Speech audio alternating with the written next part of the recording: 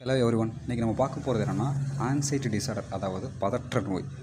இந்த பதற்ற நோய் இருந்தால் என்னென்னலாம் அறிகுறிகள் இருக்கும் அப்படிங்கிறத நம்ம இதில் பார்க்கலாம். உடல் சார்ந்தது என்னென்னா, அதாவது ஹார்ட் பீட் வந்து ரொம்ப அதிகமாக துடிக்கும், படபடப்பாக இருக்கும், என் டைமாக அவங்களுக்கு வந்து படபடப்பாக இருக்கும், மூச்சு விடல ரொம்ப சிரமமாக இருக்கும். அதாவது நைட் டைமில் இல்லை திடீர்னு ஏதாவது ஒரு பொருளை பார்த்தோன்னா உடனே மூச்சு திணறல ஆரம்பிச்சிடும் அவங்களுக்கு. அப்புறம் தலை சுற்றுற மாதிரி, கை காலெலாம் நடுங்கு, வேர்வையெல்லாம் வந்து அப்படியே அதிகப்படியான வேர்வை, அதிகப்படியான கை நடுக்கம், கால் நடுக்கம் வந்துடும். அப்புறம் மேலே முள்ளை வச்சு குத்துற மாதிரி, சுறுசுறுன்னு குத்துற மாதிரி ஒரு ஃபீல் ஆகும் அவங்களுக்கு. இதெல்லாம் வந்து உடல் சார்ந்தது. அடுத்தது உணர்வு சார்ந்தது என்னென்னா, எதுவுமே நடக்காது, இருந்தாலும் ஆகா ஏதாவது நடந்துருமோ, ஏதாவது ஒரு அசம்பாவிதம் நடந்துருமோ அப்படிங்கிற ஒரு பயம் இருந்துக்கிட்டே இருக்கும். எப்போ பார்த்தாலும் கடும் பயமாக இருந்து எப்போவாவது நினச்சா பரவாயில்ல, எப்போயுமே இதே நினச்சிக்கிட்டு இருப்பாங்க.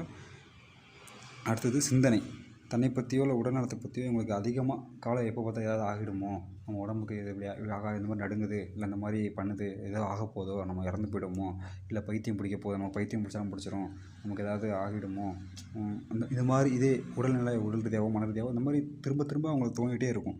அவங்க நினைக்கக்கூடாதுன்னு நினைப்பாங்க. இந்த மாதிரிலாம் எதுக்கு நம்ம யோசிக்கிறோம், இதெல்லாம் நடக்க போகிறதுன்னு தெரியும் அவங்களுக்கு, இருந்தாலும் அதை பற்றி யோசிச்சு ஆகா நடந்துட்டுனா என்ன பண்ணுறது அப்படிங்கிறத யோசிச்சு அவங்க மேலும் மேலும் அவங்களோட உடல்நிலையோ இல்லை மனநிலையோ வந்து வருத்திக்கிட்டே இருப்பாங்க. அடுத்தது நடத்தை வந்து என்னென்னா, இப்போ வந்து வெளியே போகிறது, ஏதாவது ஃபங்க்ஷன் நடக்குது அப்படின்னா அந்த இடத்துல அங்கே போகிறது பயமாக இருக்கும் அவங்களுக்கு. அதனால் அது என்ன பண்ணுவாங்கன்னா, அந்த மாதிரி விசேஷ ஃபங்க்ஷன் போகிறது, இல்லை ஏதாவது காலேஜ் மீட்டிங் போகிறது, இல்லை வேலைக்கு இன்டர்வியூ போகிறது, இது எல்லாமே அவங்க தவிர்த்துடுவாங்க. வேலைக்கு போகாமல் ஃபுல்லாக அந்த இடத்த அவங்க தவிர்த்துடுவாங்க. அந்த இடத்துக்கு போக மாட்டாங்க அவங்க. அப்புறம் சொல்லப்போனால் தூக்கம் இல்லாமல் கண்டிப்பாக தூக்கமின்மை இது இருக்கும். அவங்க தூங்கவே மாட்டாங்க நைட்டு ஃபுல்லாக, இல்லை பகலே தூங்க மாட்டாங்க.